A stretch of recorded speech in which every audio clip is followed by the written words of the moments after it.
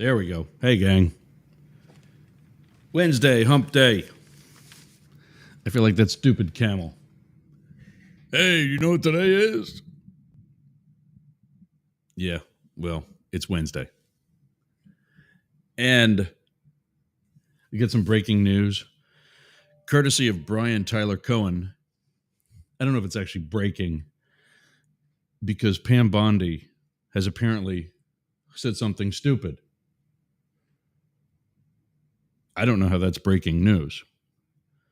But he felt it worthwhile for him to sit down with Glenn Kirshner and put out a 13-minute video already this morning. Glenn sporting the brown sport coat and black t-shirt in his usual pissed off look. Brian,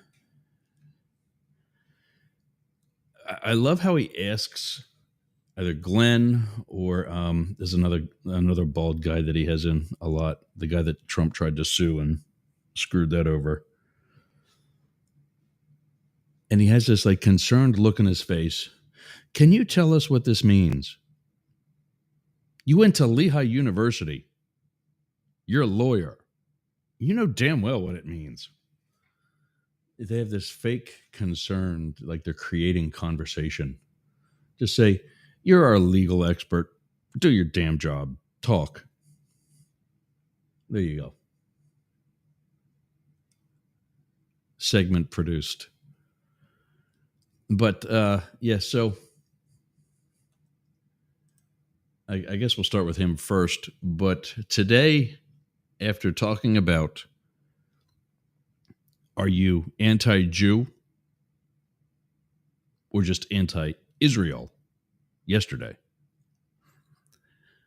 Today, we've switched around the polars. We're going from anti to pro. And the question is, are you pro-Palestine and therefore probably also pro-two-state solution? Or are you actually pro-Hamas? We'll take a look at the difference and why The Guardian is saying we need to stop using pro-anything. We'll figure out what that means during this first hour. And we'll wrap that hour by scratching our heads some more.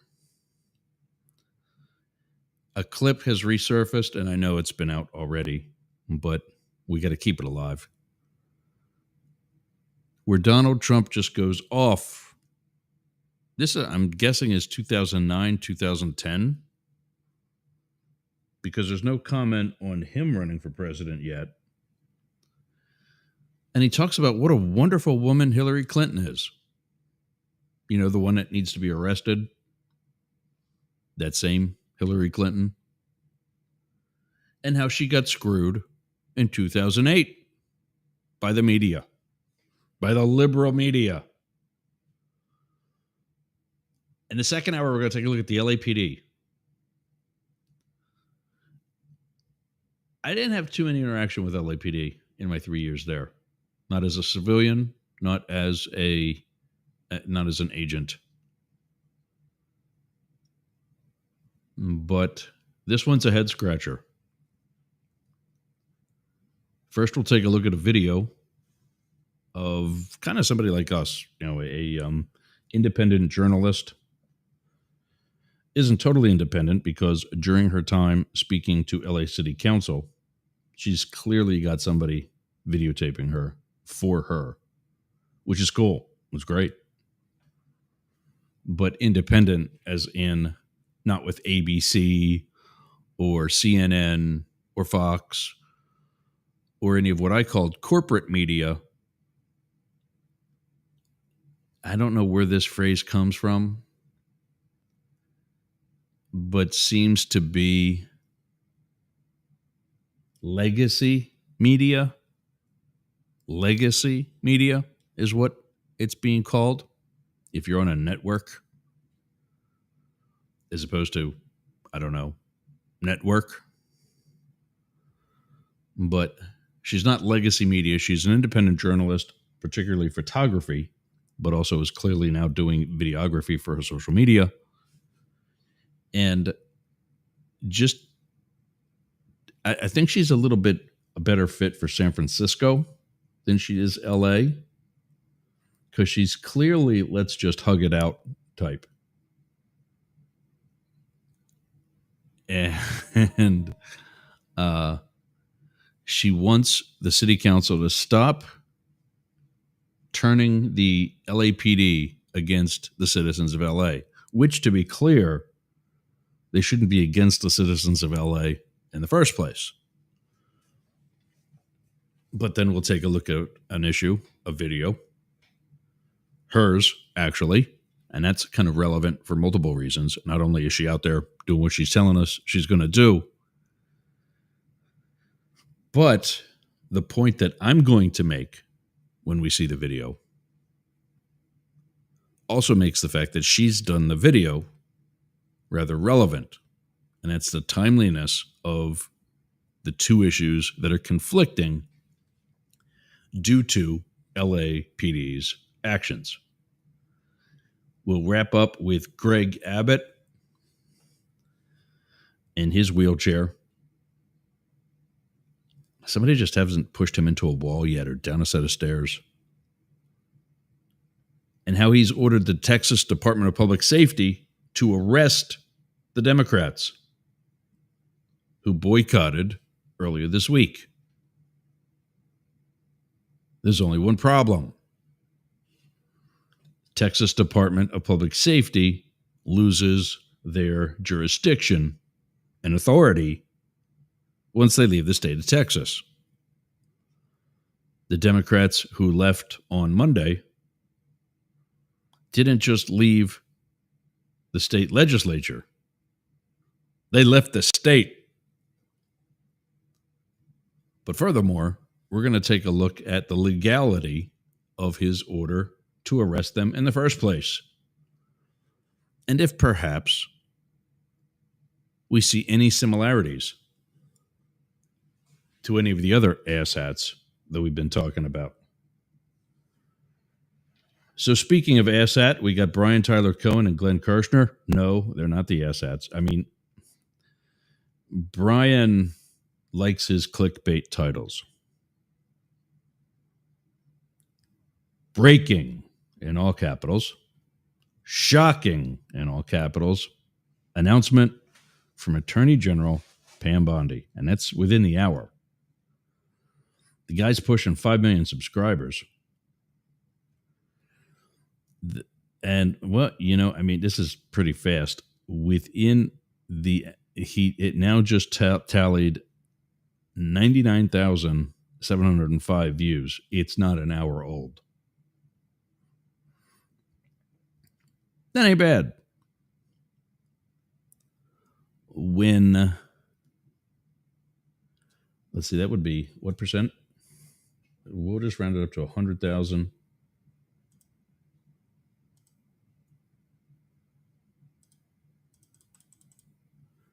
Divided by, what's he got?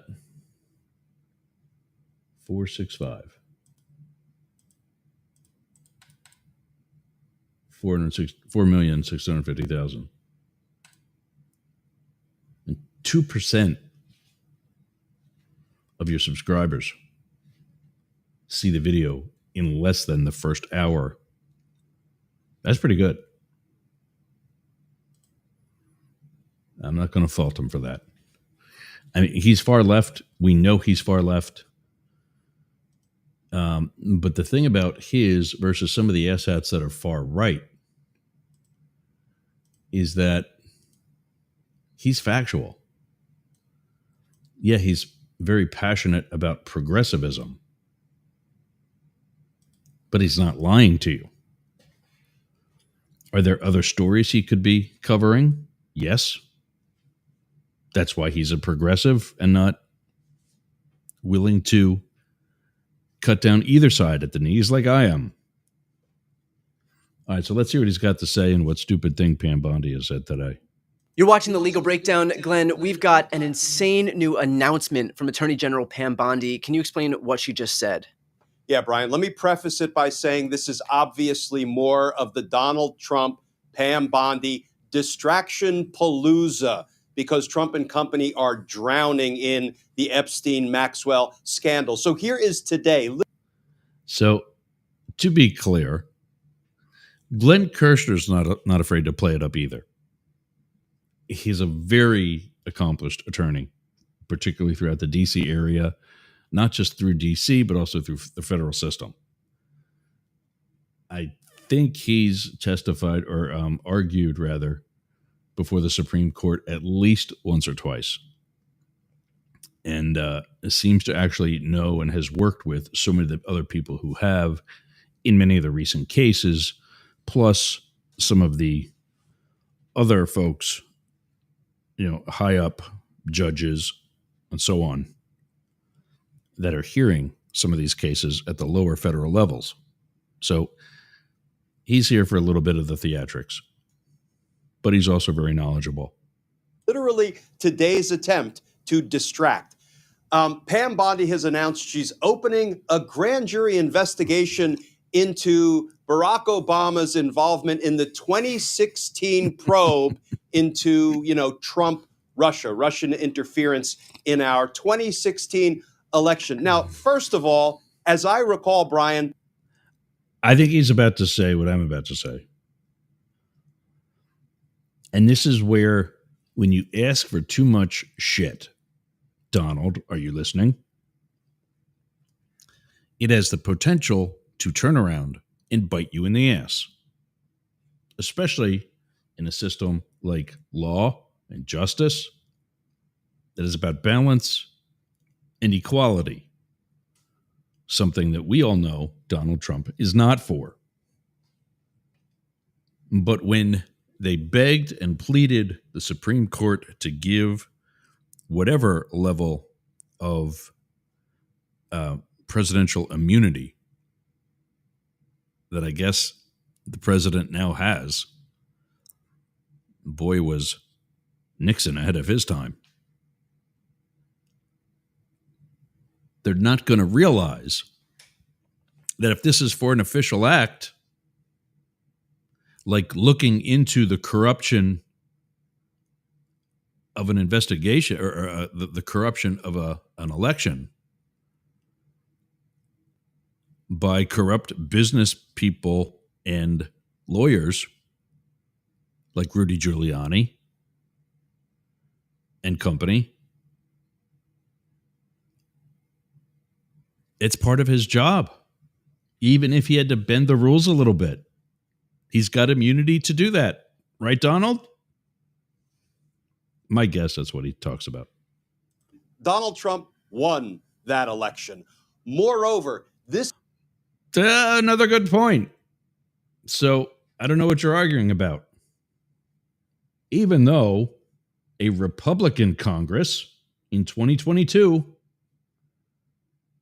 has acknowledged that, in fact, there was influence in 2016. This is a matter that has been investigated to death.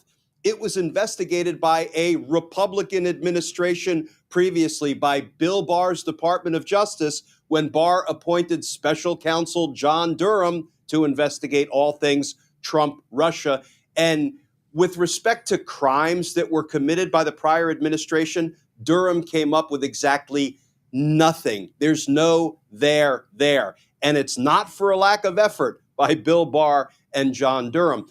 This was also investigated by a bipartisan Senate Intel panel headed up in part by Marco Rubio, and they announced there was no there. They also announced that Russia indeed tried to interfere in our 2016 presidential election. So, the fact that Pam Bondi is now, taking a third swing at this with absolutely no evidence to open a grand jury investigation makes it painfully clear that this is nothing more than another attempt to distract the public's attention from what's going on, the clamor, the outcry for the release of the Epstein files. And remember, Brian, it was only a couple of days ago now that they made another big announcement about another investigation they were opening, again, in their attempt to distract. That was that they're going to investigate former special counsel Jack Smith for indicting Donald Trump for the crimes he committed. That one. That one. That one. The crimes that Donald Trump committed, actual crimes that he committed. And I do not mind at all saying that if the Supreme Court feels that this is part of the president's job, which I believe they've already said, actually, they already have said it's not. While you're running, you're not the president. Even if you're running for re-election, you're a candidate. That's why there's a separation of funds. Your campaign has to do the campaign things. The office of the president does not. And when I say does not, I mean is not authorized to do the campaign things. For example, when the president flies around on Air Force One campaigning, there is a budget for that provided by Congress to run for re-election. The rest of it must be paid for. Air Force One must be paid for by the campaign, not by the U.S. government Treasury, among plenty of other things that I'm sure if we looked hard enough, Donald will have long ago violated. But we'll get into this a little bit more, and then we're going to get on with Palestine. Also and fell Hamas. flat. So it really does look like Trump and company are losing the ability to distract.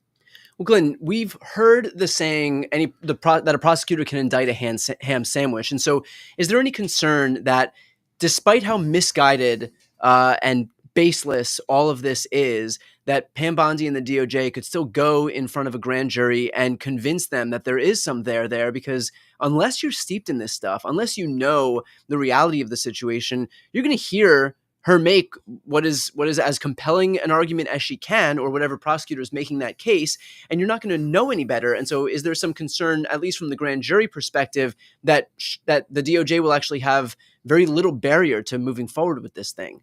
Yeah, there is absolutely a concern. So if they can find a DOJ lawyer who, is entirely without ethical grounding, and that DOJ lawyer can find an FBI agent willing to go before the grand jury and lie and say, Didn't we just appoint that lawyer to be a judge on the Court of Appeals, Beauvais? And don't we have two of those agents heading the FBI? there is evidence of Obama and company committing crimes when they were investigating Russian interference into U.S. elections?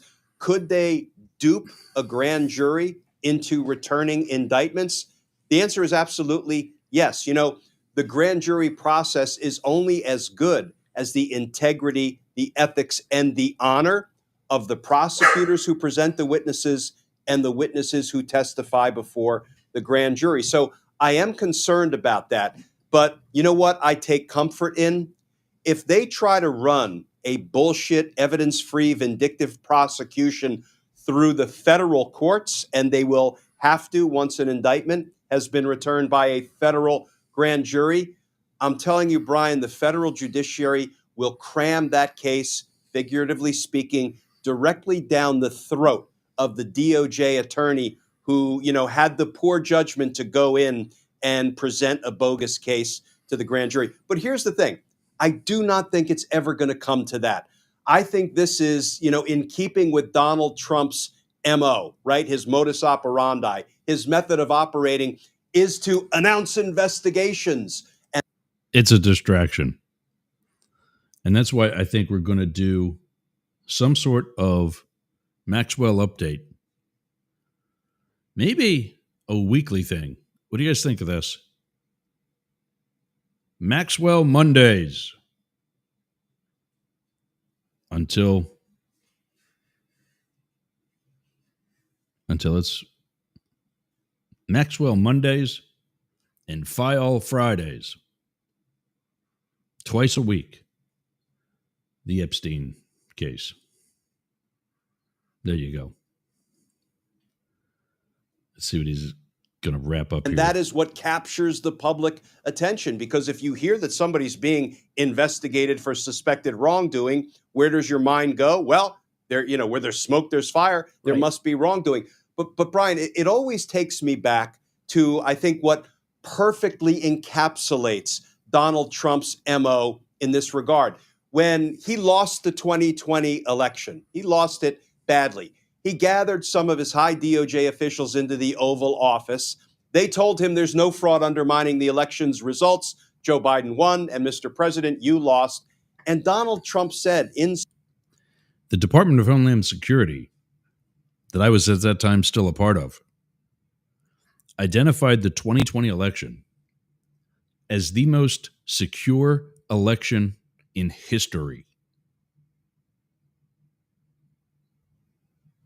I guess it kind of tells you what we know about secure and unsecured elections, given that we're not too far from things like, I don't know, CIA, who maybe have helped with some elections in the past too. Anyway, Glenn Kirshner, attorney, that he has his own too. Let me fast forward to the end here, because he's got. Did he not plug it today? What the hell? Brian, you're slipping. Let's see if it's here. partisan way by that Senate committee. So, again, this is all for PR value, and I suspect we're going to see exactly That's your takeaway. nobody indicted by the grand jury. All right. Well, look, we will, of course, stay on top of this. If there are any updates on this story or any other legal news, we'll make sure to bring them to you for those who are watching. If you'd like to follow along or just support our work completely free, please make sure to subscribe to our channels. I'll put the links right here on the screen. I'm Brian Tyler Cohen. And I'm Glenn Kirshner. You're watching The Legal Breakdown. So that is the show that the two of them do together. Brian Tyler Cohen he has almost 5 million followers just on YouTube. He's got Substack. He's got and he doesn't hide the fact that he's also progressive, liberal, left, not left leaning, left living, and that's not a bad thing. I would rather he be genuine and be a libtard than try to be something he's not. But yeah, he's one of the most viewed. I think on YouTube. I got to look at this. That's actually an interesting. He's got, and we just showed it. He's got almost 5 million. He's got 4,650,000 subscribers, and 2% of his listenership has already seen this video within an hour. However, I just saw a news story where another left-leaning, left-living independent media company is now the number one podcast on YouTube, passing Joe Rogan. And that is the Midas Touch Network. That's the guy. Ben Meiselas is the guy that I bust on. He sits at his dining room table, much like I am right now, and he's talking up whatever we're about to talk about. And then he looks into the camera and says, play the clip, like he's talking to his producer or something. He's in his dining room. You can see a vase on a shelf sitting right behind him. I don't know who he's talking to when he's all just gonna, tap the little touchpad on his iMac, MacBook Pro. But whatever. There is a team of them at Midas Touch. They do a fine job. The Young Turks, on the other hand, They're a little crazier, I think. Let's not say crazier. They're a little bit more overtly passionate. We'll go that route. Anyway, Glenn Kirshner has his own channel with 1.06 million subscribers. I guess it's just Glenn. He's got an actual show on there, so he might have more than one. But there's the spelling on the screen. Glenn with 2 N's. Kirschner.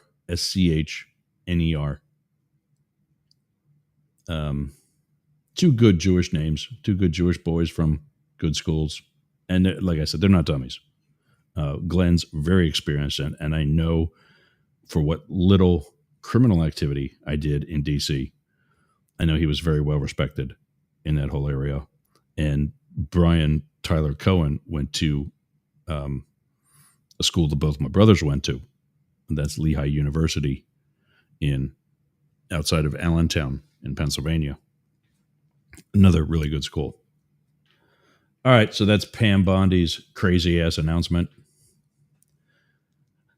Honestly, that's not too crazy, considering it's Pam Bondi.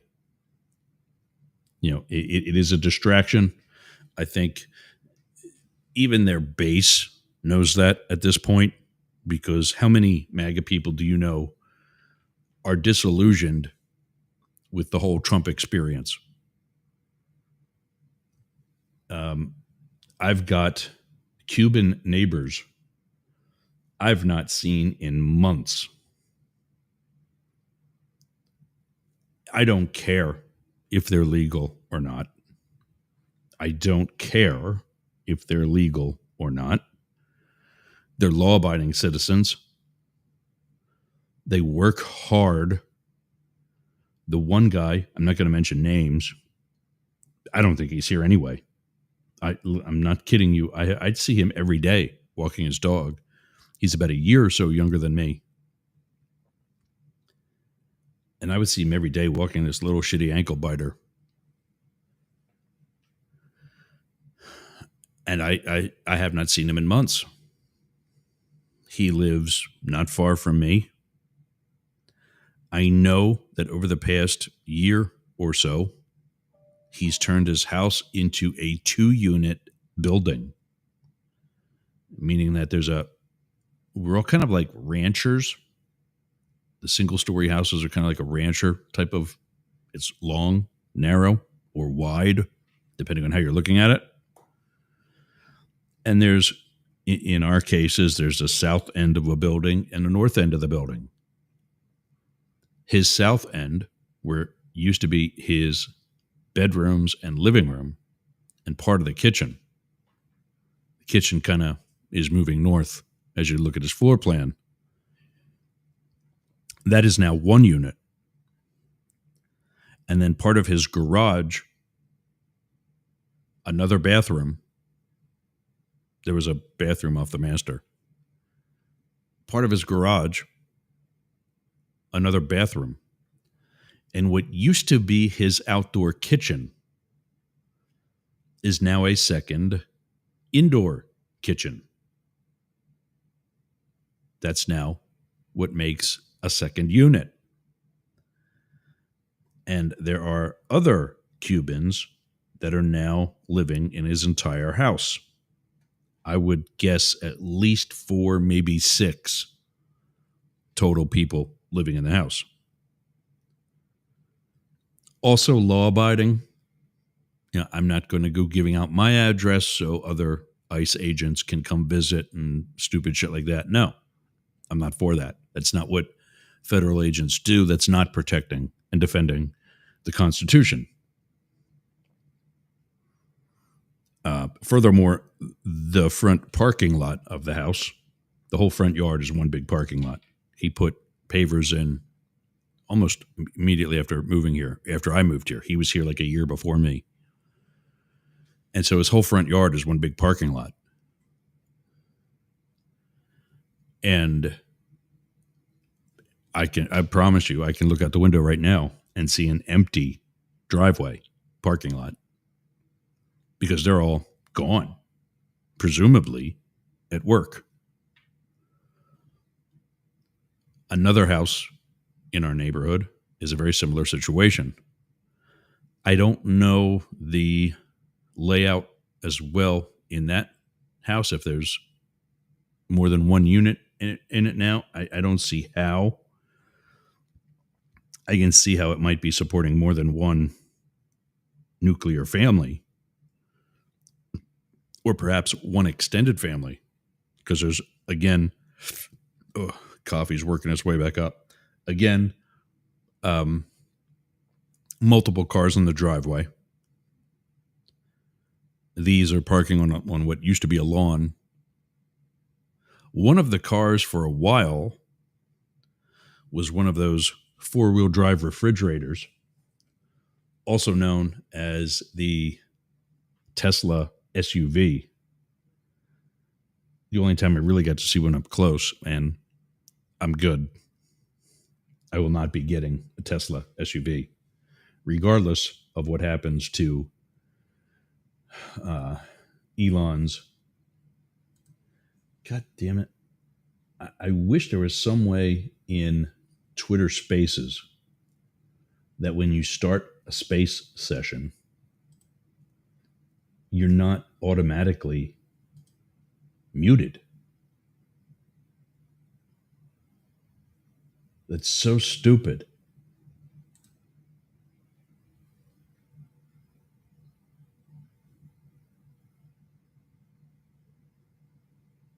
I just went through 35 minutes of a show muted.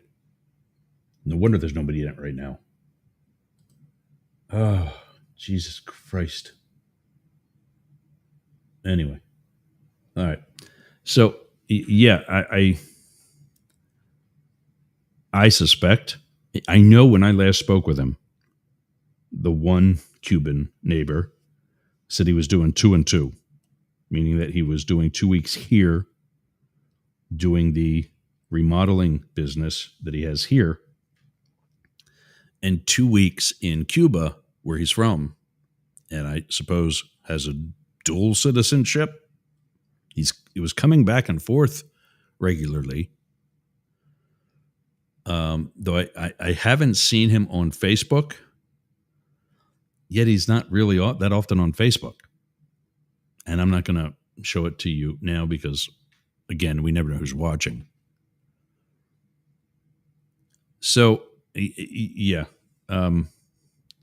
this is fluff. I don't know how we got from that to the other, but it's time to get to Pro-Palestine versus Pro-Hamas. Before we do, I've got to take a break. When we come back, that's exactly what we're going to talk about.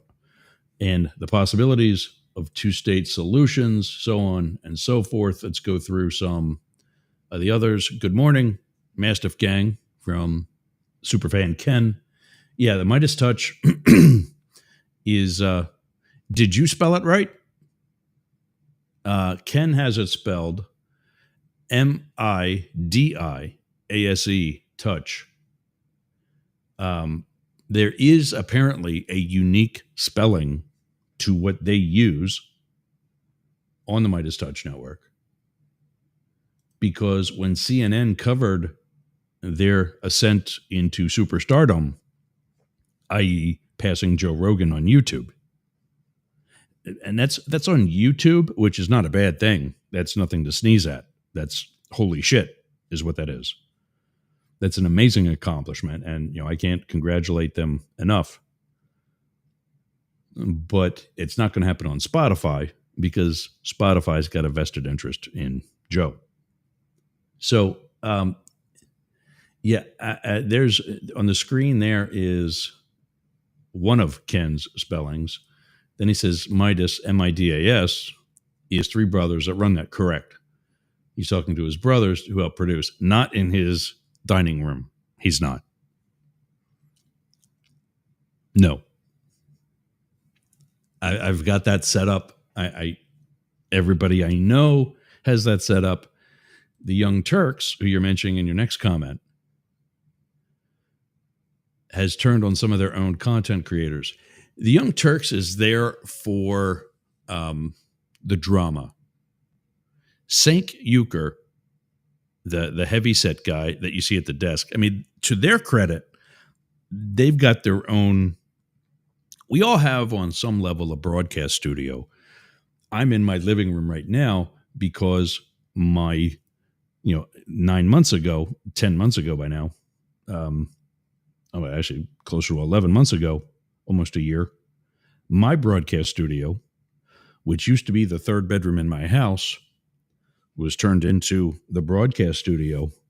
And that's all I did in there. This computer system was in there. The wall behind me was baby shit green, a green screen. The wall aside of me was decorated. I was kind of in a corner. So I could use 2 camera angles and 2 setups, a nice library looking thing on one, and then newsroom with whatever story graphic behind me for the other.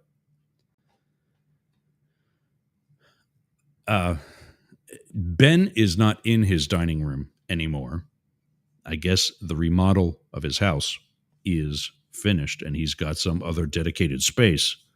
The Young Turks, they've as long as I've been following them, the Young Turks, Benny Johnson, who's on the right, we've switched to the other side of the political spectrum now.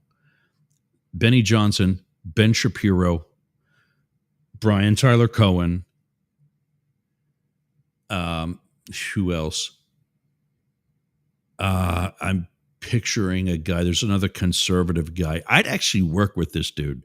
There's this conservative former military guy. He's a Trumper, but nobody's perfect.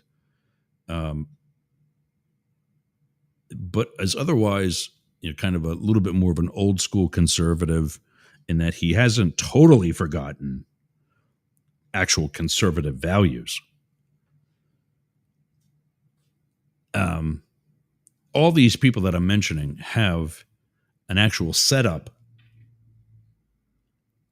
for their studio. Like the Young Turks look like Channel 6 Action News. They're sitting at a desk like they're broadcasting from the TV studio.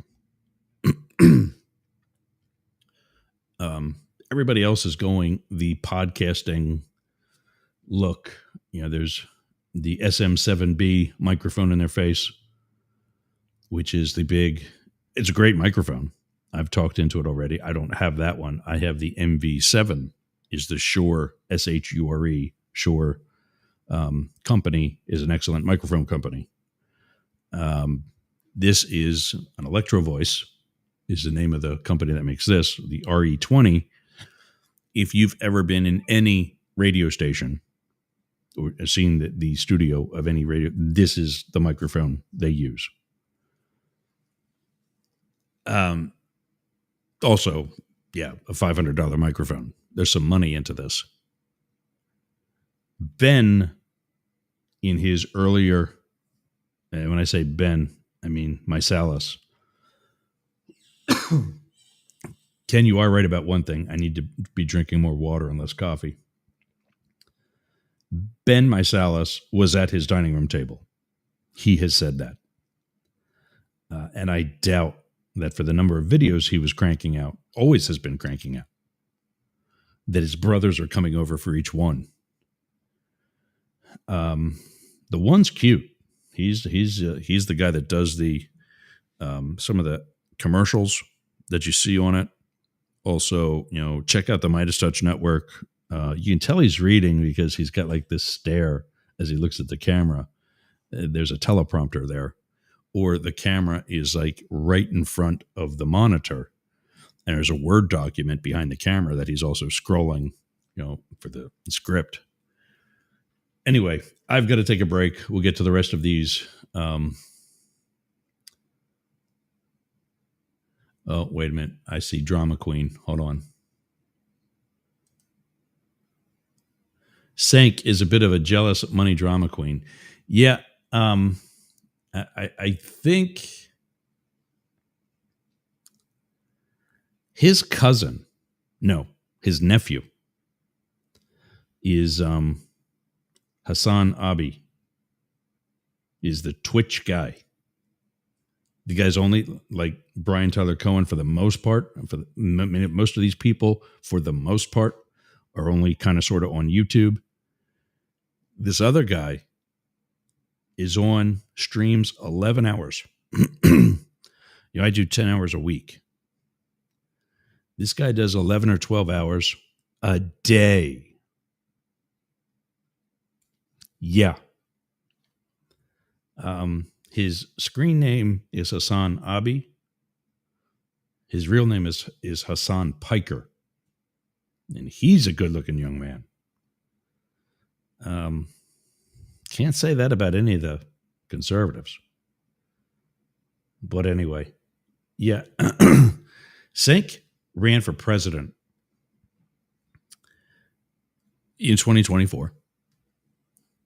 And this just shows you how serious he should not be taken. He ran for president because he's an American citizen and wanted to run for president because he didn't think that either of the candidates were worthy. Might not have been too far away, honestly. But you can't be critiquing Donald Trump for not knowing the Constitution and then go and run for president when you're a naturalized citizen and not a natural born one. Cenk Uygur was not born in the United States. He can't run for president. He was not, and when I say born in the United States, you can be born outside of the United States and run for president. You just have to be born of two American citizens. For example, dad is serving in the army or military, anywhere. Or mom and dad are in the State Department. And they're serving overseas. I do got to get some milk or something. And they're serving overseas. But you're born in Germany. I won't call her a girlfriend because we never dated. Although I think we did play doctor when we were kids. Her dad was in the army and she was born in Germany. Both of her parents were born in the U.S. and are totally lifelong American citizens. She could run for president. Don't see it happening. I don't think she wants to. Point being, she's born outside the physical United States, continental or Hawaii or Alaska or anything, but was born on a U.S. military base to an American citizen parents who were serving at that base. Where did my dog go? All right, I got to go find my dog. And I got to take a break. When we come back, Pro-Palenstine or Pro-Hamas? Or neither. This is Up the Middle on the Mastiff Media Network. We'll be back after this.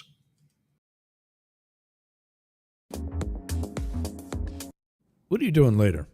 I'll tell you what I'm doing. I'm going to the gym. But not just any gym. Momentum Fitness and Wellness. Walk right up to the door. There's a QR code on the door.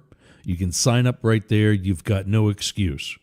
But not only that, their equipment is amazing. It's kept up well. It's expanded. There's stretching area. There's CrossFit. There's hardcore training. A dedicated area for stretching. Dunk tanks. Sauna. Everything you need to get that Hernando beach body or keep your Clearwater beach body. You can train with your shirt off, you can scream, you can yell, and you won't be intimidated either. Go to Momentum Fitness and Wellness on US 19 in Bayonet Point, Jasmine Estates. Build the momentum at Momentum Fitness and Wellness. Hey gang, my name's Jurgs. I'm the CEO of the Jurger Group and Mastiff Media.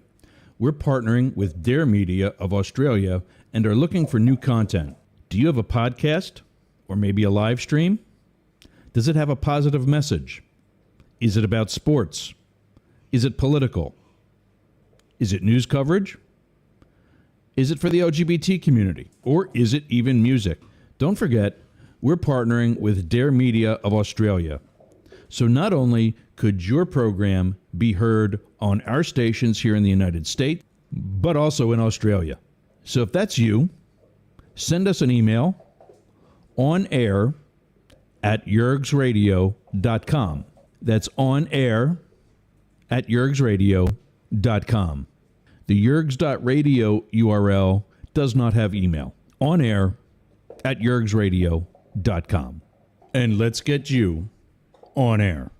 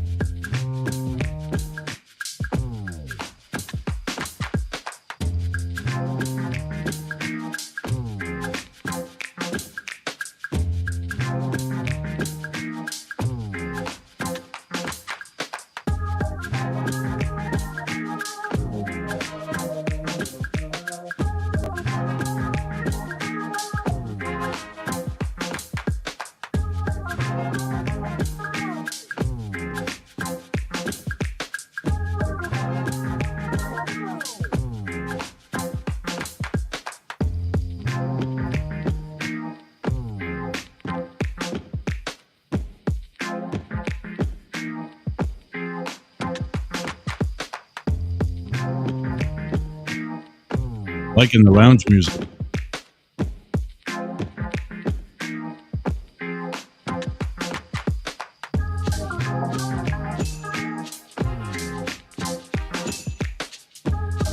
Seamless communications.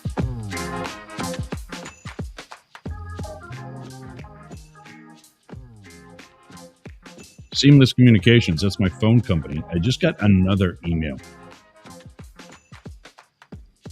For somebody who wants to have access to the person who monitors my phone system.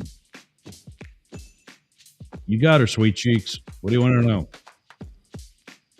And they do an audit and this, that, and the other thing and whatever else. And to have it, we're getting the best service, blah, blah, blah, blah, blah. And I think I might talk to him because I'm happy to help this company, Seamless Communications, grow in whatever last period Dar Palmer, the owner, has with this company before he sells and retires. What's everybody looking for in phone service, for business, for voice over IP? I don't have a phone when you call my business. It's all on the computer. That's what I love about it. It's on my desktop, on my computer. It's on my mobile device. I can take calls when I'm away from my desk. I can send them to my voicemail. I can have video conferencing with my team. I can send you to voicemail when you're calling the show, or send you to a waiting area before I take your call. Someday, I'll have somebody here screening calls for me. But right now, that system that I use is Seamless Communications. Very attentive to my needs as a small business. Very capable of handling companies much larger than me, worldwide. Scan the QR code on your screen or go to Seamless, SEAMLESS communications.com. And sign up for a consultation with Dar today. You will not regret it. Even if you need to see what's out there and compare it to the system that you've got already. Seamless Communications.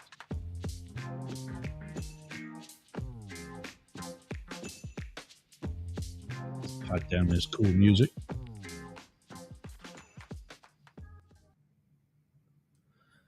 All right, so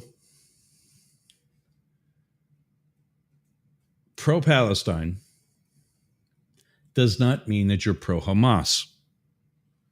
I've always said that. I've always felt that. Unlike some of these other people, Ben Shapiro, are you listening? I've actually read the Bible. And there are far more than just the Jewish faith who have legitimate claims to the Middle East being their homely land. Homely. Yeah, well, that too. Being their homeland. And so I wish I could find the episode. I could find the episode, and I will for a follow-up to today's segment. But he tries to make this pathetic argument that the Palestinian people have no claim to the area whatsoever. Like, dude, do you believe the shit that you're saying? Because that's sad if you do. It's not true. And this is my problem with the Bible. The Jewish faith has different sects, SECTS, short for section.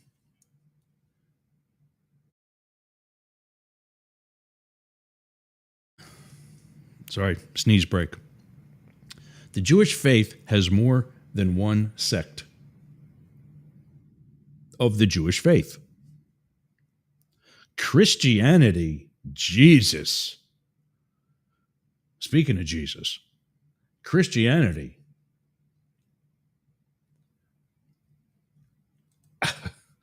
We've got more than one sect of Christianity.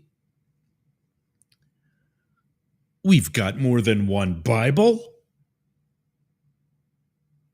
I don't know how you do that. I mean, the Bible itself, the most published book in the world. Well, let's be fair. When there's about 200 different versions of it, it's kind of hard for it not to be the most published book in the world. But this is not that I'm not a good Christian or a good person of faith. I feel that I am. I don't need to go to church for the longest time, and I need to get back. I want to get back into it, and maybe I'll do it right after the show. I would take a walk from my house out to the Gulf of Mexico, not the Gulf of America. I need to do an episode on that too. Why you're such a dumbass for trying to use the Gulf of America. By saying Gulf of Mexico, you are saying Gulf of America. But you'd have to actually know something about the country and the land that you live on to know that. Most people don't. But I take a walk out to the Gulf of Mexico every morning. Used to. And I'm going to get back into this. I'm not someday. I will. I will do it. That was my church service every day. I would take that walk through my neighborhood, being grateful for the neighborhood that I live in, for the neighbors that I have, disagreeing with most of them politically, though that may be the case. And ideologically, wow, God, I think it's my meds. My ideology with the folks, the spirituality that they have versus mine, is also quite different. One neighbor invited me to a Bible study. I flat out said, no, I don't need it. Well, her head almost exploded. And I told her, the walk that I'm on is my church service. That's what it is to me. It's a very spiritual moment. It's a very self-reflecting moment. And I don't mean just for like therapy. I mean to be in touch with nature and with God or whatever other creator you might acknowledge.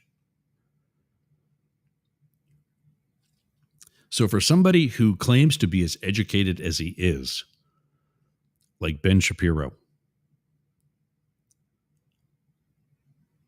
just jumping on the pro-Jew bandwagon, the guy's Jewish. I'm not going to fault him for being pro-Jewish. I'm not even going to fault him for being pro-Israel.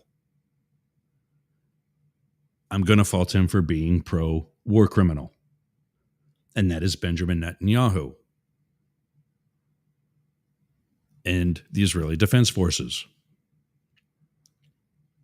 I mean, when you got somebody like, I struggle to find somebody more Jewish than Bernie Sanders. He's got the stereotypical Jewish uncle accent. He's got conservative Jewish values with an amazing touch of reality. We'll call that his progressive side.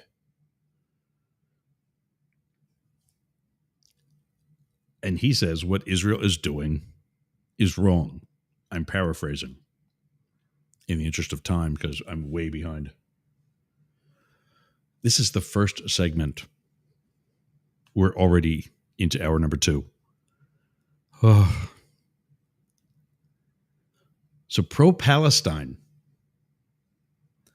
I would think that if you're pro-Palestinian people, you are probably, and there's always exceptions,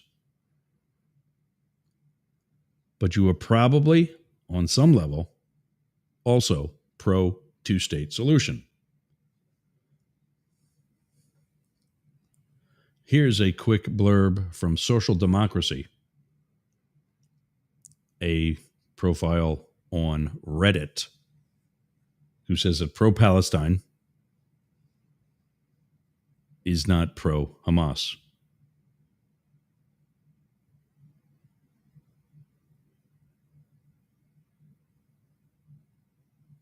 It is essential to establish that pro-Palestine activism, such as protests and calls to action, particularly around the Gaza war, is not by default or definition pro-Hamas.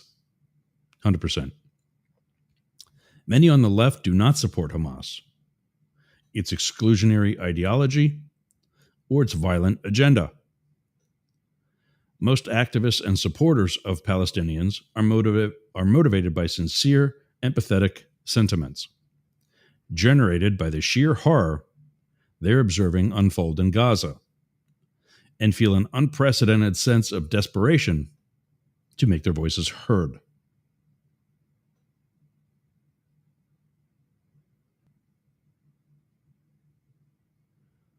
Socialist majority says that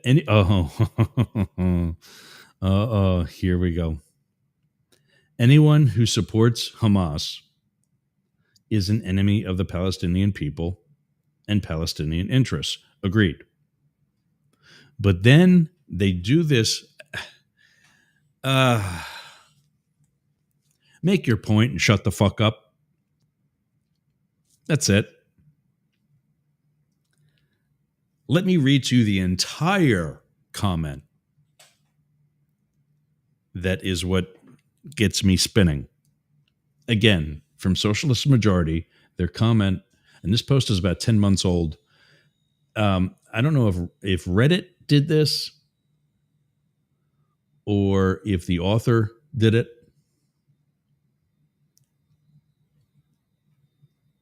I don't know. But you can no longer comment. You can no longer vote, like upvote or downvote. You can no longer share it. Or maybe you can, see. No, it says you can share it. You can no longer, it's allowing a comment too. Let me see. Let me try. Nope. No comment. Socialist Majority's comment 10 months ago, before this was stopped for this one, reads as follows. Wait a minute. I can share this. So here's the page I'm looking at. Let me increase the size of this here for a minute. Oh, damn it. Wrong page. It's a problem with having multiple desktops. Okay, so here's our post. Socialist Majority says that anyone who supports Hamas as an enemy of the Palestinian people and Palestinian interests, full stop.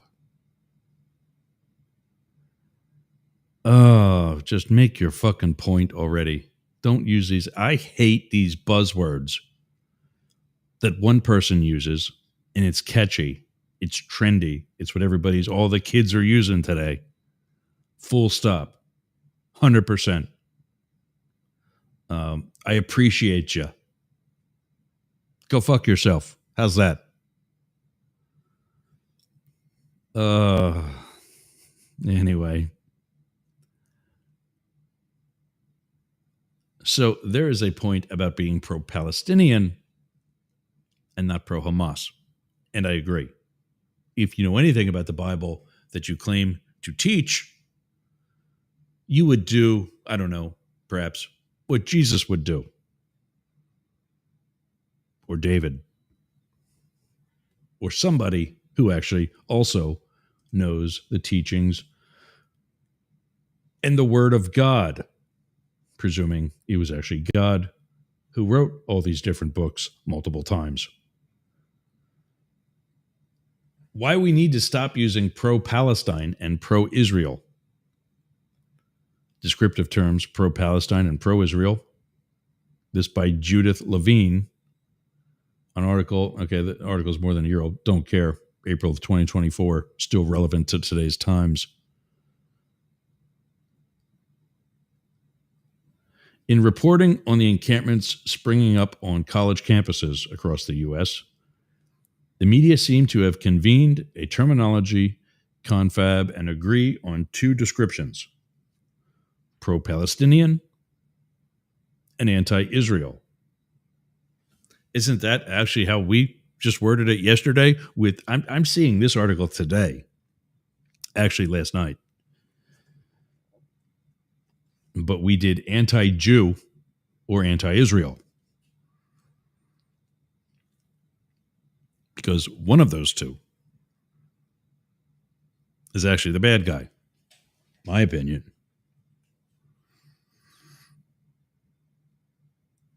These labels oversimplify Americans' opinions on Israel's onslaught against Gaza, which marked its 200th day on Tuesday. Again, this is over a year old, with no end in sight.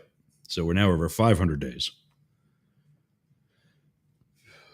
I mean, 365. Yeah, I mean, we're approaching easily 600 days. But the error is worse than semantic. So, meaning that I could have also said anti-Palestinian or anti-Hamas for today, or I could have used pro yesterday. It's semantics. There's still detail to the arguments being made that needs to be considered. Universities struggle as pro-Palestinian demonstrations grow, says the New York Times. Colleges struggle to contain intensifying pro-Palestinian protests, reports the Wall Street Journal. In Minneapolis, the Star Tribune has the local news that the University of Minnesota police arrest 9 after pro-Palestinian encampment set up on campus. Some publications, less shy about displaying their political biases, take the opposite attack. A headline in the New York's right-leaning New York Post, for instance, exaggerated the literally incendiary nature of the demonstrators' tactics. Anti-Israel protesters carry flares to march on NYPD headquarters after over 130 arrested at NYU. The accompanying video is cast in red. Ever even-handed, CBS does both. Pro-Palestinian, pro-Israel protesters gather outside Columbia University. Yes, for some, the phrase, "for the river to the sea," signals a wish to exterminate the other side. What that means is I forget what it is, but there's a river on the eastern side of Israel, whereas for example, the West Bank, and then there's the sea on the west end of Israel, which is the Mediterranean, where you will find Gaza. I know the West Bank is in the eastern part of the country. We talked about that yesterday too. Whether that means Palestinians, Jews, or the state of Israel, at demonstrations, a flutter with Palestinian flags, chants may be heard calling for repeat performances of the atrocities of October 7th. I'm thinking of the terrorist group, September something. I forget what they are.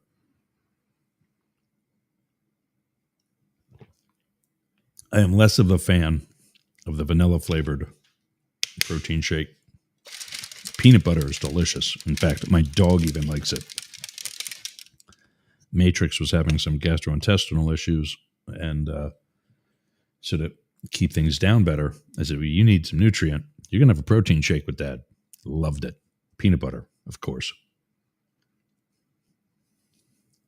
For most people, particularly Jews, in the movement to end the annihilation of Gaza, the feelings are complex, even when the moral stance is uncompromising and the demands straightforward. Stop funding genocide. Let Gaza live.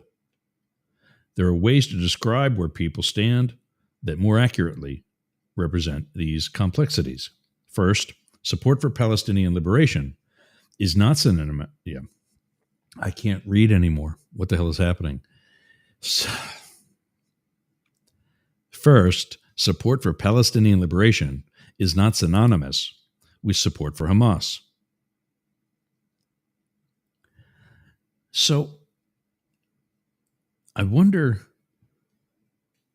let's pull up another tab because I'm thinking about somebody else too.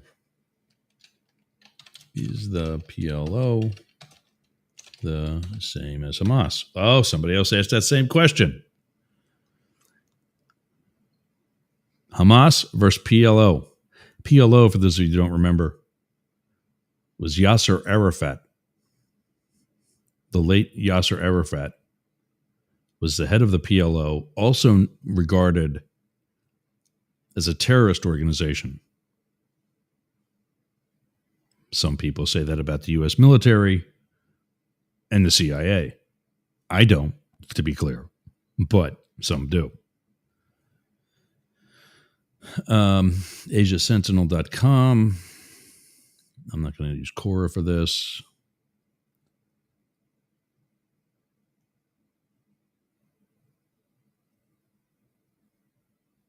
This goes back, Al Jazeera goes back to 2017. I mean, I would think they're kind of perhaps biased, but also a certain level of expertise. 2 months ago, there's a comment on Reddit saying that Hamas has hijacked the PLO's plight. Yeah, I mean, you don't hear about the PLO anymore.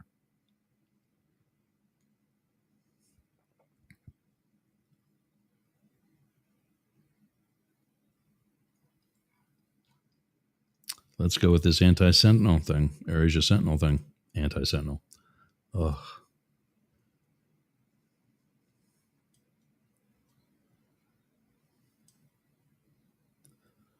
Hamas versus PLO, anatomy of anti-Israel resistance. Since October 7th, oh yeah, that was at October 7th, okay. At least 273 people have been killed by Israeli forces in the West Bank region. Oh, we're up into 5 digits now.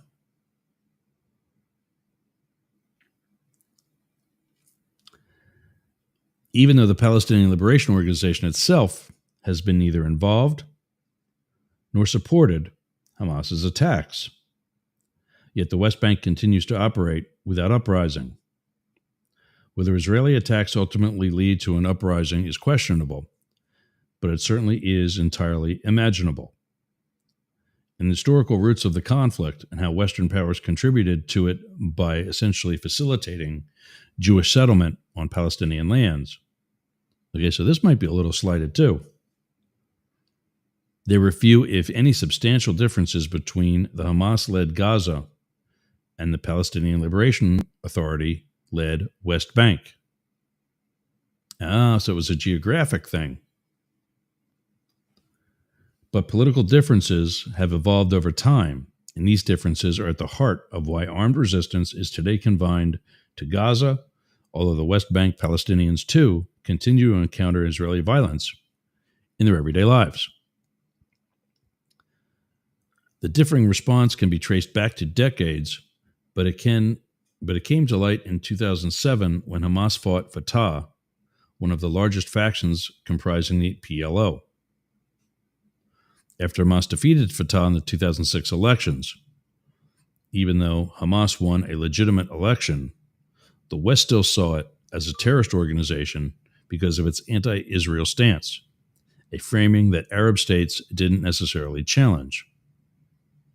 So they agree that Hamas, who has now become politically active and won substantially in 2006, defeating another section. It's like, so imagine if the Republican Party was the PLO and up comes MAGA. But MAGA loses to the wokies, Hamas, another extreme. And I'm not saying that it fits perfectly left versus right on an ideological political spectrum. However, clearly they ain't friends. Today's Hamas's view of Israel as an illegitimate state is what makes it different from the PLO. So PLO, Yasser Arafat met with the Israeli prime minister. Among others, Clinton orchestrated that. I think Carter did it. I think W did it.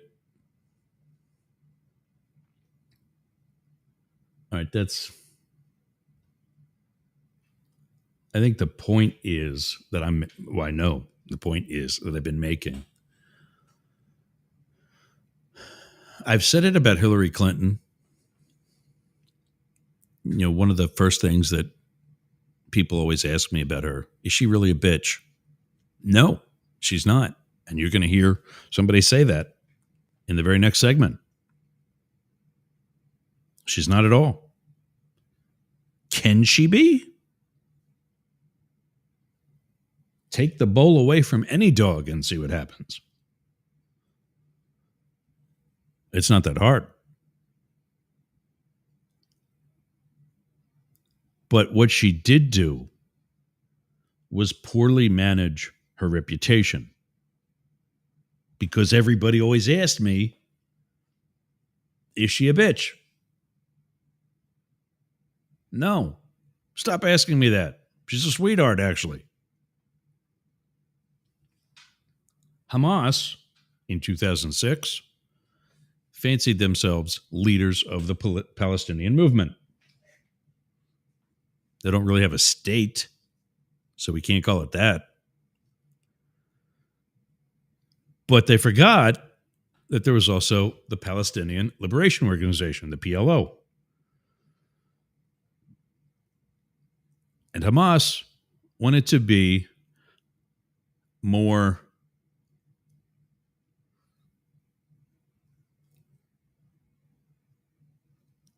bi-coastal in that they have Gaza to the southwest and the West Bank to the northeast.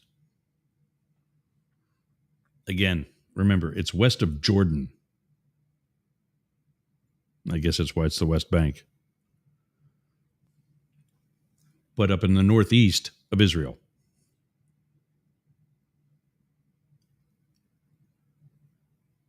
And it does not work out.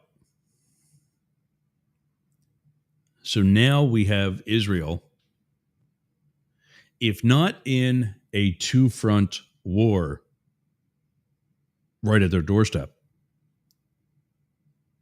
but definitely a two-front security situation right at their doorstep. And I say right at their doorstep because the other side of that line of security concern is Israel. Across the line from Gaza, and you're in Israel. Across the line from the West Bank, you're in Israel. And it is that line that is also each of the two potential or active fronts. And now Hamas wants it all. The problem is, legitimate election or not, Hamas does not have a great reputation. And unlike Hillary, it's one they've earned.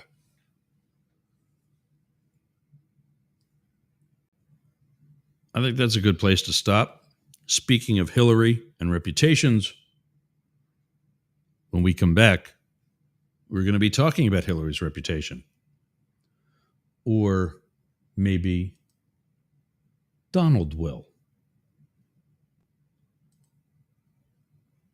And who better to help you manage your reputation than Donald Trump?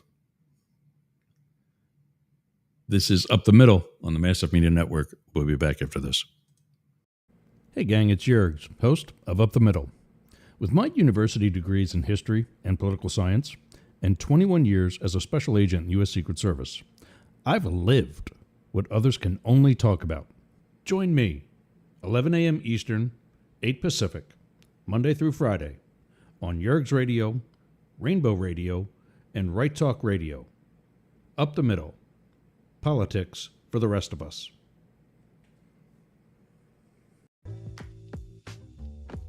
Tone Tip. Have you downloaded the Tone Tip app? You've had some QR codes, some audio QR codes, that is, the Tone Tip. You've had some today, and you'll be getting some tomorrow. This thing that I do with my schedule, where I put it all for the day on a whiteboard, a dry erase board, I'm actually putting tomorrow's Tone Tips on my schedule so that starting tomorrow, I will finally have Tone Tips with each segment of the show. Right now, I need you to go to this QR code, either the one up in the corner, that corner, there we go, or the one right here at the bottom of your screen. The bottom of the screen one's going to go away in another 30 seconds. They're the same QR code. Or you can go to tonetip.com. Now, if you can't scan the QR code, maybe it's because you're watching from the device that you would use to scan. The Tone Tip is going to help you with that. An audio QR code that I can now send to you over the air. You can get it live from me right now, or when you watch the video, it will be in the YouTube video and on our websites and wherever else. And it's not just for commercials. Yes, you're going to get great information that perhaps you would only get if you have the Tone Tip app. And we got some other things coming too, not just locally here where I'm at, but where you're at as well. So go to tonetip.com and download the app appropriate for your device and turn on the mic. And remember, Tone Tip, just the tip.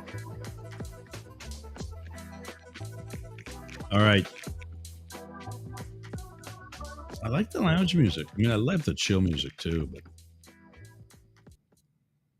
I could just listen to that. I could just sit and veg and listen to that kind of music. I know, become my grandfather. So Hillary Clinton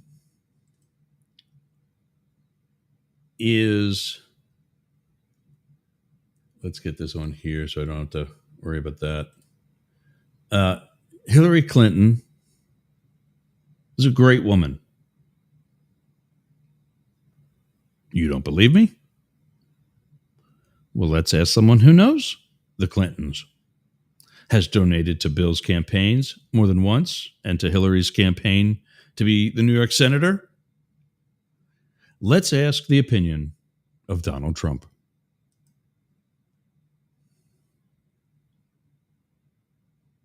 Is far from being over. I'd like to answer that question in another 15 years from now. I think she's going to go down at a minimum as a great senator. I think she is a great wife to a president. And I think Bill Clinton was a great president. You know, you look at the country then. The economy was doing great. Look at what happened during the Clinton years. I mean, we had no war. The economy was doing great. Everybody was happy. We had no war.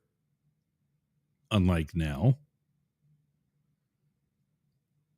the economy was doing great. Unlike now, the biggest scandal going was a cigar and an intern. Unlike now, A lot of people hated him because they were jealous as hell. You know, people get jealous and they hate you. that's not why they hate you, Donald. That's not why they hate you, pal. Not it. People don't like him because they're jealous of him. But Bill Clinton was a great president. I mean, I hope we can be so lucky in terms of the economy and in terms of other aspects. Bill Clinton was a great president. Hillary Clinton is a great woman and a good woman. You said of Hillary Clinton that she was, quote, pretty badly abused during her presidential campaign. Why do you say that? I thought that they roughed. So again, for him to be saying this in this interview, she only ran for president once. Because I promise you, he did not say this in 2015 and 2016. So this is clearly 2009 to 2012 of a window. Actually, if you look right above his wavy hair,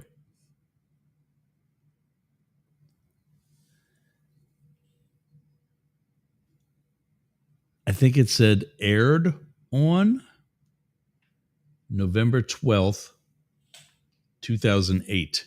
I'm going back and forth because I'm getting closer to my monitor. So I think this is right after the election in 2008. her up pretty good. I think she's a wonderful woman. I think he said the media roughed her up pretty good, is what got cut by me pausing. that she's a little bit misunderstood. You know, Hillary's a very smart woman, very tough woman. That's fine. But she's also a very nice person. And I know Hillary, and I know her husband very well. They're fine people. Well, I think her history is far from being over. I'd like to answer that question in another 15 years from now. Okay, so that's a repeat. So there you go. There's Trump. I wonder what she would say about him. What would you say about anybody who wastes, what was it, $5 million on a flagpole? another $200 million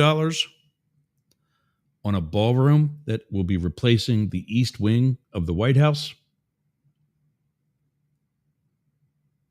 only to be leveled in 2029.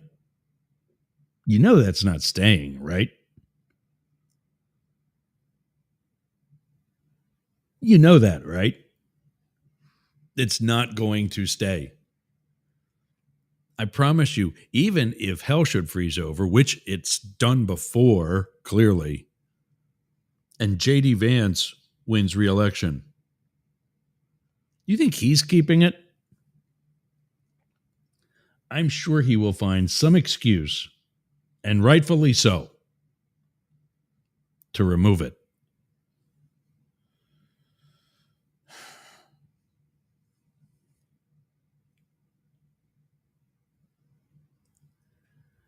But I think we found the Trump Bible is Trump's. The Trump coin, whatever the hell it's called, the cryptocurrency, is Trump's. The golden sneakers are Trump's. Other failures, like Trump Steaks, Trump University, Trump Air. He had an airline at one point. Google it. What were some of the other failures that the clothing line? I used to have a lot of his ties. I'll be honest, I liked his neckties because they were firm. They were thick. They weren't flimsy, silk, ridiculous ties. They were thick silk ties. And when you're standing post and active and so on, that's actually kind of nice.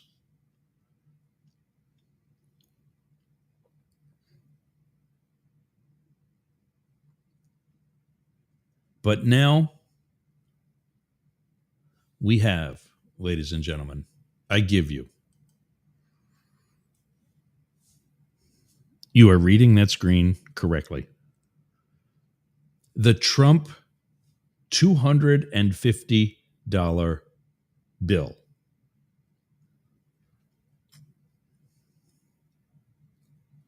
Are you fucking kidding me?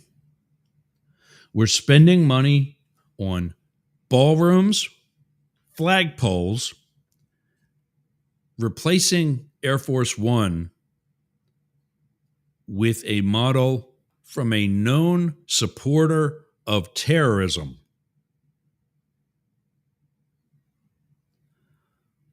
While our own people are homeless, hungry, uninsured, unemployed, jailed, deported, rights violated, and yet let's make a $250 bill that nobody's going to be able to spend because they would never have $250 on one note, on one piece of paper, because if they did, they weren't going to keep it for very long. Tell me how this small-dicked idiot is doing nothing more than stroking his ego. Tell me we need a $250 bill. I mean, talk about tanking the economy. Putting his face on anything would certainly do it.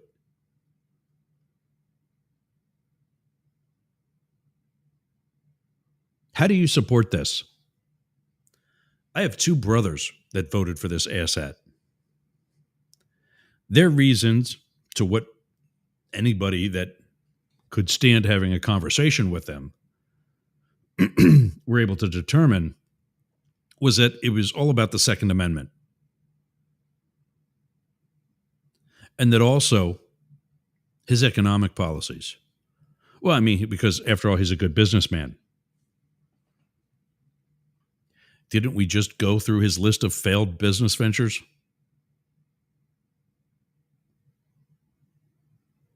Tell me again how he's a good businessman. Tell you what, I've struggled in my life, and I've overcome that struggle. At no point did I ever go bankrupt in any of those struggles. Not to mention bankrupt 6 times.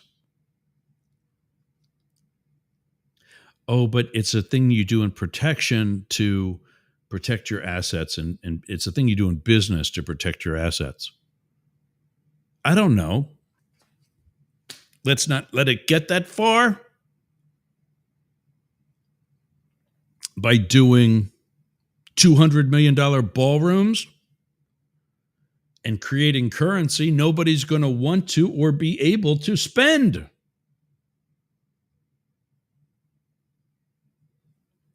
But here's Joe Wilson, one of Trump's other bitches,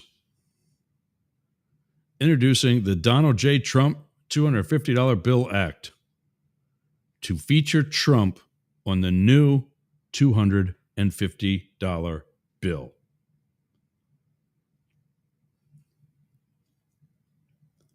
Current U.S. law only allows deceased individuals to appear on currency. Well, hey, maybe there's a light at the end of this tunnel. Maybe there's a silver lining. Now, I'm not saying I want that to happen, nor am I saying I would do anything. But what did we say earlier in the show?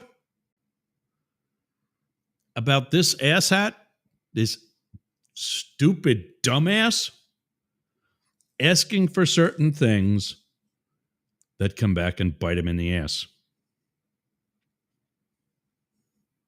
I didn't say it. I'm just reading the news. Representative Anna Paulina Luna, another Republican from Florida, proposed adding Trump's likeness to Mount Rushmore. Anna, listen to me, sweetie. Your last name is Luna. That sounds kind of Hispanic.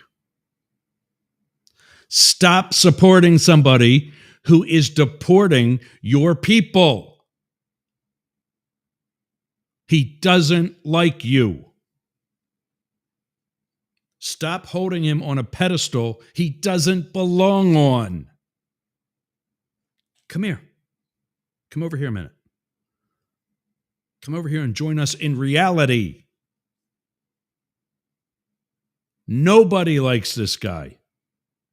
Nobody equates him with the presidents on Mount Rushmore, except for him. That's it. Where's Ivanka? His big top advisor during Trump 1.0. Is she still alive? I haven't seen her. In fact, have you really seen all that much of any of his kids? Barron. The dude's 7 foot tall. It's kind of tough to miss him. Other than that, we all get smarter with age. Unless you're already dimensional. You know, like your Mount Rushmore proposal. Or perhaps we know the $250 bill is not going to come to fruition. And if it does, I'll tell you what's going to happen on day one of his successor's administration. Turn on the vacuum cleaner and suck them all up and get them out of circulation. Because nobody's going to let that continue. At least nobody who's a real president with an actual set of balls or tits. I'm open to that. Just not the current field of candidates. Unless, of course, Hillary jumps back in. She's too much fun being a grandmother. I know it. There's no way. But yeah, here it is. This is, and if you don't believe me, because this is Fox 5 out of DC, maybe you're just like, oh, it's Fox. It's the It's the state news for Trump. No. There you go. That is the PDF version of the actual bill from Joe Wilson's House of Representative webpage. That's his autograph at the top. Mr. Wilson of South Carolina introduced the following bill, which referred to the committee on such and such date to amend Federal Reserve Act to require the Secretary of the Treasury to print $250 Federal Reserve notes featuring a portrait of Donald J. Trump and for other purposes. Be it enacted by the Senate and House of Representatives of the United States of America and Congress assembled, this act may be cited as the Donald J. Trump $250 Bill Act. Oh, I can only hope this stays in committee long enough to make it to the midterms.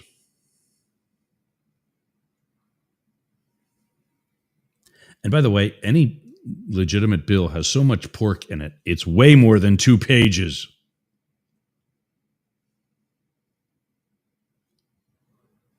Oh.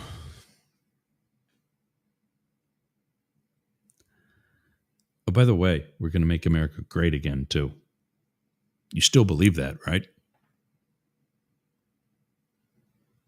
Wow. I mean, like, seriously, what?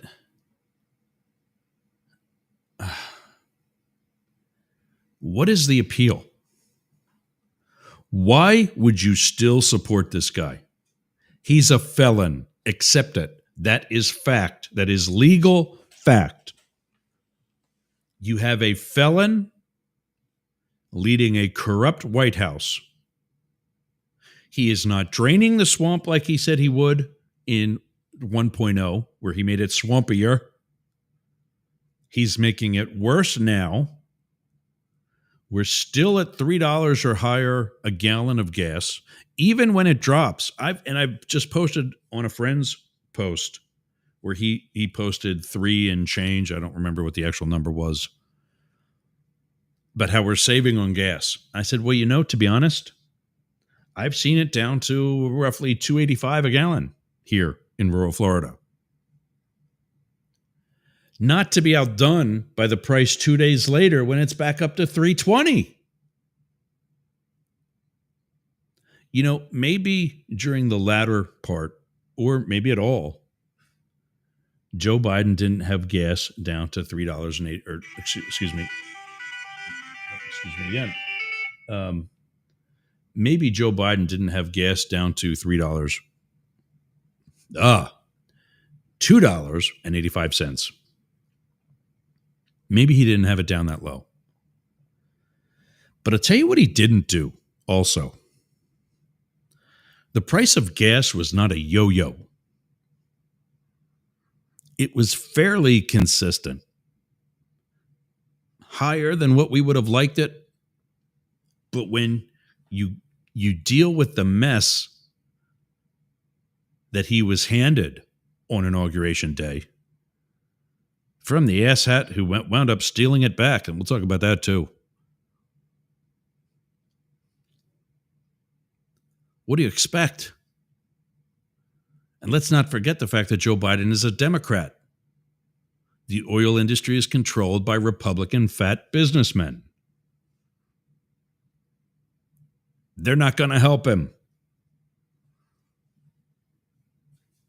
Learn that. Repeat that. Tell your other MAGA moron friends any Democrat is at a disadvantage when dealing with the price of gas.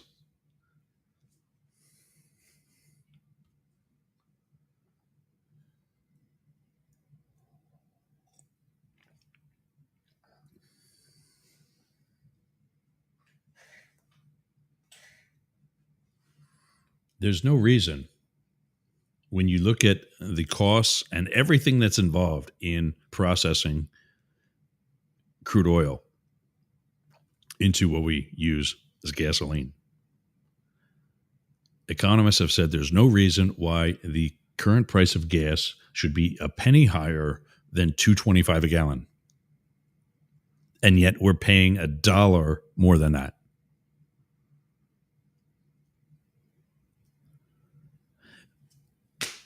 But let's put Donald Trump's face on money, because that's a good idea.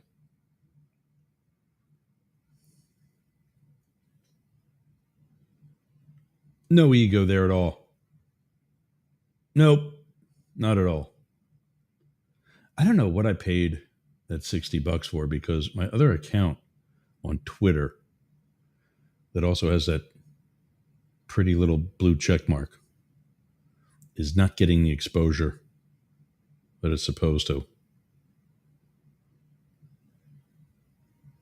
I think I might have to start cross-promoting each. And after that, we start trolling. Okay, let's wrap up with the LAPD. I want to start with this Katie LaFoon, not buffoon like Donald Trump, Katie LaFoon, who is an active young lady in the city of Los Angeles. Independent journalist, photographer, and frequent visitor to LA City Hall and the city council meetings. I'm going to refresh this page so I know that we got it at the right spot. Katie LaFoon at LA City Council. Hi, my name is Katie LaFoon, and I have general public comment, but I will not let you start my time until I have everybody's attention. So that's not only 1 minute for general public comment. If you'd like, you can adjust the microphone. Feel free. It's here, but do not start my time until I have everybody's attention. Nope, you restart. That is a mom right there. So what she's talking about, and I experienced this when I talked to the county commissioners during a meeting I joined virtually, because I think it was right before one of my shows and I couldn't get there and back in time. So we had an issue with the water. And the water company, which is not run by the county, was shutting water off without notice to do work. Now, with all the neighbors and such that I talked to about it, nobody was debating that the work had to be done. And as such, the water had to be shut off. It's just that it's 2025. Between Facebook pages, next door, there's news agencies that I'm now a reporter on, like Republic. There's messages that the county could have put out, or that worked in conjunction with the county, they could have put out, letting us know a date and time that such a shutoff could happen. So we don't, have a load of laundry going during that time. Not one, to include my own county commissioner, was not on their phones during the time of my comment, of my question. None of them handled the issue. My county commissioners, I'm not going to name names here because I don't want you knowing where I live. My county commissioner's staff did forward me to the department in the county, who forwarded me to somebody else in that department who never replied. So I know my county commissioner has at least put an effort into shutting me up. But what she's doing here, apparently you can't speak all day. There's no, not gerrymandering, there's no, what is it when a senator gets up and talks and doesn't stop, and the time for a bill to be debated runs out? Now it dies.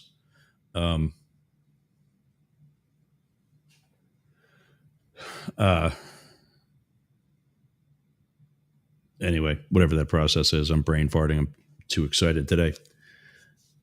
My ears are sweating. You're put on a timer, and LA City Council gives you all of a minute. I mean, some people with the resumes that they've got, in effort to establish some level of expertise to make the comment they're about to make, that takes more than a minute. Anyway, that's what she's talking about here. Don't start my time until everybody watches what and listens to what I have to say. And I agree. Well done. Start that. I took off work. You guys work for us, and nobody is paying attention. Hi. You work for us, and we have a comment. We need you to listen. I understand that this is typically like your job is Parks and Rec. That is not what this is right now. We are in a state of emergency. The actual mayor declared that, and we are here asking you to pay attention. You have had a summer break. You know who's not had a summer break? Don't roll your eyes at me. I see you. You know who's not had a summer break? She actually got applause for bitching out one of the city council members. The protesters haven't had a summer break. Well, they just started too. So we can also call them rookies. So in the interest of time, I'm going to cut that. I don't know how much is left. I don't care. Point being, I think the protesters, the citizens of LA who are terrified. You know what we're not hearing you talk about? In 2 weeks, school is back in session. And by the way, this was just Friday. This was Friday. So it's not like this is an old clip or anything like that. You know, this is Friday. So she's going to talk about what she says is, you know, tell the LAPD to start protecting us, not ICE. Okay. Fast forward to her opportunity to take register voters. Are you guys taking it down? I'm sorry? Are you guys taking it down? We removed everything. So this was Saturday. I don't know if you can see it, but DTLA stands for Downtown LA 8225. All right. So she was at City Hall on Friday bitching at City Council. Now she's out on the street at a register to vote stand the next day. That isn't federal property. What about the canopy? The canopies belong to someone who's not here, and he said that he was going to come, and he has not come. So there's nothing I can do about the canopies. This table belongs to the person that's not here too? This is a voter registration table. Okay. This is a voter registration table. Are you What you should have said was that it's all part of voter registration.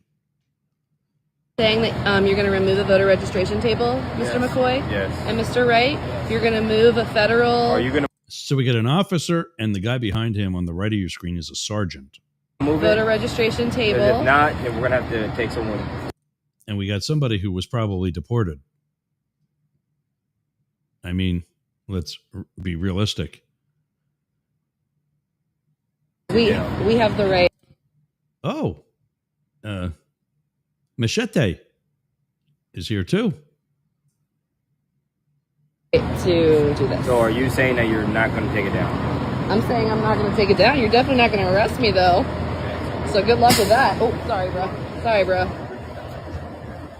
Because you're not going to arrest me for a voter registration drive. Good luck with that. Is this yours? No, but I'm working here. So here's what I don't like about this. It's on a sidewalk. It is on a public sidewalk in LA. Maybe it's in the way. Now, I don't see a lot of pedestrians there because it's clearly one. I don't know which one it is. And I don't recognize the building that's off in the distance, although it actually looks kind of like, now that I think about it, it kind of looks like Wilshire Boulevard, which is right down the street from my office when I was in LA. Here's the problem that I have. In less than a day that the LAPD, or in less than a day that this arrived on a sidewalk in Los Angeles, because, like I said, the day before she was in City Hall bitching at City Council. Now, all of a sudden, we got to have this removed. We got to have the sidewalks cleaned. What about the years of tents just like that canopy that were not close to as nicely erected and maintained, had human feces and urine literally dripping from them? You don't see that here. Did the LAPD do anything about that? This shows what can happen if you want to do something. This made certain people in the city of Los Angeles look bad. These SS stormtroopers is all that they are. That's not police work. When you let actual criminals, homeless people that have mugged people, who are sitting there doing drugs in the open, and I'm bitching at both sides of the political spectrum with this. Liberals who say, oh, let them be who they want to be. If they want to be homeless. No, nobody wants to be homeless. Nobody wants to be homeless. I don't grow up, go through high school and college and say, I hope to live under a tree someday. I hope to take a piss under a bridge when a bunch of school kids are walking by. Nobody wants that. But we don't spend any effort to clean that up, because what will we have to do, conservatives? Well, we'd have to find them housing somewhere else, wouldn't we? And because the housing market sucks, that's a bit of a challenge, isn't it? But let's give tax breaks to the rich. All right. I think I heard a beep. I think there's somebody backstage. I did not cut my own show off in time the other day, so let's try to make up for it. Hey, man, what's going on? Not much. What are you doing? I'm bitching. Shocker. I do have to take exception to one of your comments. People don't want to be homeless. I've run many calls with people we've tried to help, and they're like, no, I'd rather live on the street. So I'm not saying it's not a mental illness, but I'm saying I've heard that. So I've heard it. And you're right. It's abso-fucking-lutely a mental illness. And those are the people we're also failing by taking 4 officers off the street to infringe on somebody's rights to vote. Well, are they allowed to take the homeless off the street? No. Says who? The police departments. They're saying the administration is not allowed to. The police department can take this voter registration tent off the street. If they have orders to do it, they're just doing their job. If they have orders to, that's my point. Let's give the orders to actually clean up the streets. That's not going to happen. It'll take away from your voters, Ross. The homeless people? No, that's going to make people cry in the streets and so sad. So no. Even the left is realizing this is not okay. I've never said it was okay, but it's been allowed to happen for so long that everybody is now just stepping over them, and that's all you can do. And that's my point. If we're okay with just stepping over a couple hundred homeless people, why are we not okay with just simply walking past one voter registration booth? It's because the lady operating this booth is a very active loudmouth, and they're fucking with her. Yeah. That's it. That's it. Police officers doing their job. All right, I got a show to do. I got time to argue with you. Yeah. I got some other things caught up now, so I want to get your phone set up. And I don't know that you would use it so much during the Gazette, but I mean, you can. So It'd be there. Yeah. Does that have a voicemail by any chance, or? Yours does, yes. Like each of our, so there's the toll-free numbers, Mhm. and there's your direct number. Cool. What I have to do is take the toll-free number at the end of my show and forward it to your number. Okay. And then when you don't answer it, the person using that number will leave a message in your inbox. Awesome. All right. Looking forward to it. So. All right, man. All right. Well, let's see if I get the radio today, because yesterday it didn't work. I don't know why. Did you test later? Because I tested it. No, I didn't. I got Okay. sidetracked with Ooh Shiny. So I did, and I reset the servers. I think that's what it was. Everybody at Jeremita is working. My test of yours worked. So same password that is the name of your the file name of the screenshot that I sent you. Yeah, that's your password. Okay. And it's also case sensitive. So if Sportcat has a capital S, you need to have capital S. Oh, okay. I think I do. That's try it out. the password and the username. Let's try it out and see what happens. All right. Let's gamble. There you go. Radio's off my end. Why am I echoing? And I am green. So I'm connected to Radio X. Hello, Australia. No, I'm not connected to yours. I'm connected to Dare Talk and Radio X, but I'm not connected to yours. What in the heck is going on here? I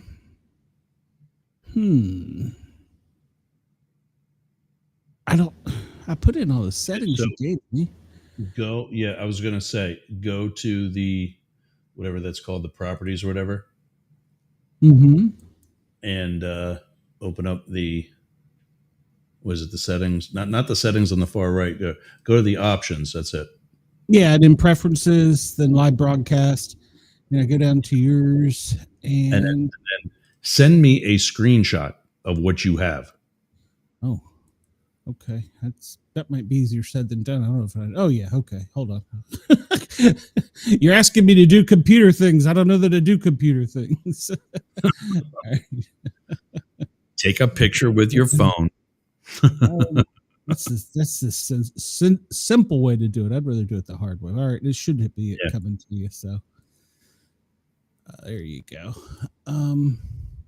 Make sure nice, cool. Make sure I got the password in right, but I'm pretty sure I do. Yeah, that's the only thing that I won't be able to check, is because it's those stupid ass dots in place. Like anybody else is going to see it. But like I said, it's all going to be case sensitive and this, that, and the other thing. So I'll look it all over, make sure you got it in right, and then. Do I have to disconnect to edit it? Yeah, you have to disconnect them all. Okay, I'm going to disconnect for a second, and I'll check my password and apply. Okay. Nope, wrong button. No, that wasn't for you. That was for me. All right, I think. All right. I see the problem. You need a period between streaming and Yergs on the host. Okay, hold on. Streaming and Yergs. Where the hell do you see that? Host should be streaming.yergs.info. Okay. Got it. See, this is why you're the smart one. Yeah. Let's not use that word so strong. All right, let's try this again and see what happens. I'm going live. I'm green everywhere. Let me check and see. Hello, Australia. Welcome to the Sport Cat Show. I am connected to Dare Talk Media, Radio X, and Yerg's Radio. How about that? So, yeah. All right, buddy. Daddy is control. I got it, brother. Right. Have a great one. Go bitch about something. Hey, by the way, I hear there may be a job opening in New York for a Howard Stern wannabe. So, where's that? Talk to me. serious. They're ending the contract with Stern. So No shit. yeah, I think he might be retiring. So they're going to do like they did with the CBS thing. They're going to let his contract run out. They're not terminating him. But I have a feeling he's retiring, to be honest with you, because he's talked about slowing down. He's getting up there in age. So I know that. Robin is 72. Oh, gosh. He is going to be 70. Wow. Well, there you go. You can move up there and bitch about stuff, and you'll have a job. So I'll do it right from here. I won't do it. I'll tell you what, when you become a multimillionaire, just remember the little people in your life. And I'm a little people. So I need a producer.